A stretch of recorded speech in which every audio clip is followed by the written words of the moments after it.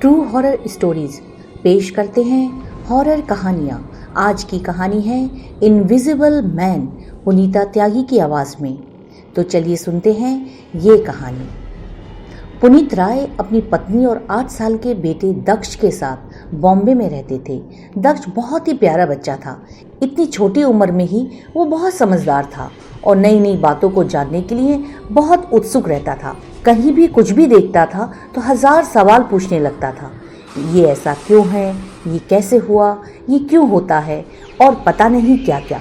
उसकी इसी चंचलता की वजह से सोसाइटी के सभी लोग उसे बहुत प्यार करते थे। एक दिन पुनीत ऑफिस जाने के लिए घर से निकल रहा था तो दक्ष बोला, पापा मैं भी आपको नीचे तक छोड़ने चलूं? पुनीत बोला, चलो पर जल्दी से ऊपर आ जाना, बीच में कहीं रुकना मत। इतना बोलकर पुनीत और दक्ष नीचे चले गए। पुनीत ने कार स्टार्ट करी। तभी दक्ष बोला, बाय पापा, शाम को आते टाइम मेरे लिए चॉकलेट ले आना। ओके बेटा, ले आऊँगा। जाओ जल्दी से ऊपर जाओ और ध्यान से जाना। इतना बोलकर पुनीत चला गया और दक्ष ऊपर जाने लगा। लिफ्ट का दरवाजा जैसे ही खुला उसने देखा वहां एक बूढ़ा आदमी बैठा हुआ है। उस बूढ़े आदमी को देखकर दक्ष बोला, हेलो अंकल, कैसे हो आप? बूढ़े आदमी ने गर्दन उठाकर दक्ष की तरफ देखा और बोला, हेलो, तुम्हें डर नहीं लगता मुझे देखकर? वैसे ही किसी भी अनजान आदमी से बात कर लेते हो।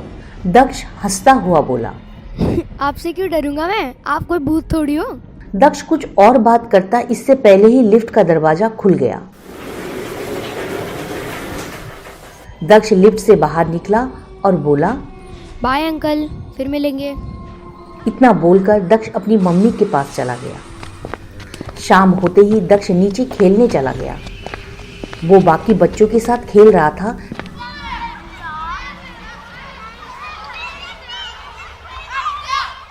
तभी उसकी नजर पेड़ के पीछे खड़े एक बूढ़े आदमी पर गई।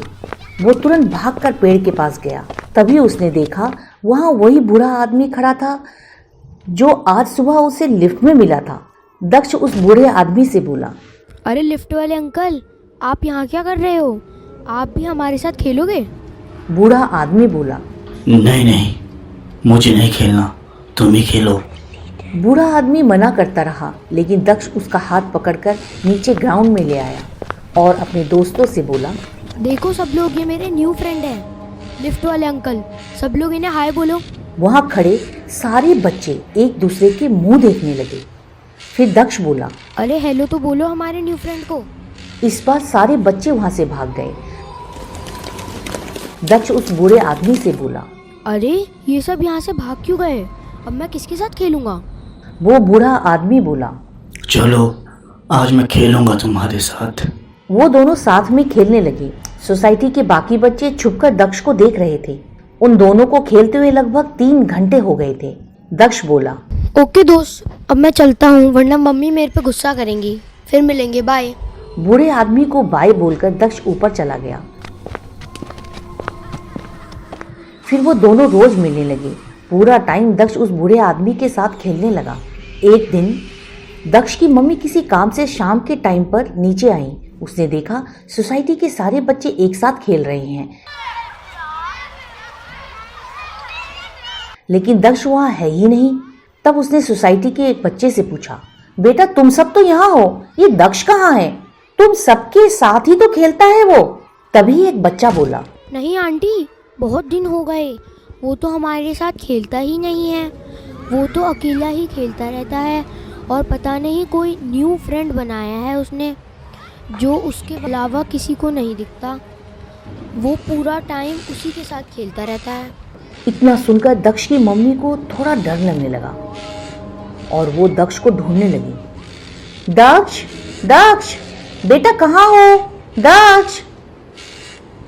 दक्ष की मम्मी को आवाज लगाते देख सोसाइटी की एक लेडी बोली, मिसेस राय, पता नहीं आपको कैसा लगेगा, लेकिन आप दक्ष पर थोड़ा ध्यान दो, उसे अपने पास ही रखो। मेरे बेटे ने मुझे बताया था कि वो दक्ष किसी इनविजिबल मैन के साथ खेलता है। दक्ष की मम्मी बोली, इनविजिबल मैन? कैसे कैसी बातें कर रही हैं आप? तब वो लेडी बोली, जब वो इंसान किसी और को दिखता ही नहीं है और आपका दक्ष पूरा टाइम उसके साथ रहता है तो वो इनविजिबल ही है ना। आप अपने बेटे का ध्यान रखना, आपकी लापरवाही की वजह से कहीं किसी मुसीबत में ना पड़ जाए वो। उस लेडी की बात सुनकर दक्ष की मम्मी बहुत डर गई थी। तभी उन्हें एक पेड़ के पास भागता हुआ दक्ष दिखाई दिया। उसने गुस्से में दक्ष का हाथ पकड़ा और उसे लेकर ऊपर चली गई। ऊपर जाते ही उसने पूछा, किसके साथ खेलते हो आप और क्या बोल रहे हैं ये नीचे सारे बच्चे? आज से आपका नीचे जाना बंद। आपको जो भी खेलना है आप यहीं खेलेंगे, नीचे तो बिल्कुल भी नहीं जाओगे, समझे? दक्ष रोते हुए बोला। क्यों मम्मा? मेरा न्यू फ्रेंड है, बहुत अच्छा है, मेरे अलावा उसका कोई फ्रेंड नहीं है, वो किसके साथ खेलेगा? मम्मा प्लीज़ मुझे जाने दो। दक्ष की मम्मी ने परेशान होकर दक्ष को कमरे में बंद कर दिया। थोड़ी ही देर बाद उसे कमरे से दक्ष की आवाज़ें आने लगी। ऐसा लग रहा था जैसे दक्ष किसी से बातें कर रहा है।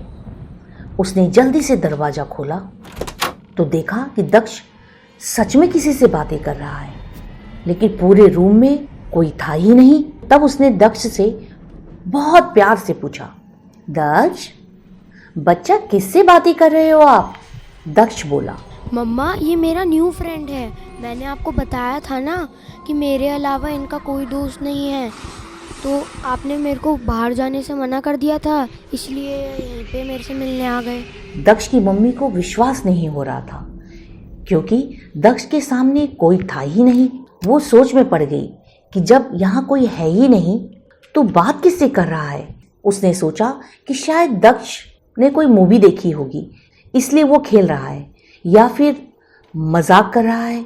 वो फिर से दक्ष से बोली, बच्चे आपके सामने तो कोई भी नहीं है, आप मम्मा के साथ गेम खेल रहे हो ना, ऐसे मम्मा को परेशान नहीं करते, बैड हैबिट्स। तब दक्ष बोला, ओफो मम्मा आप तो मेरी बात सुनती ही नहीं हो, रुको।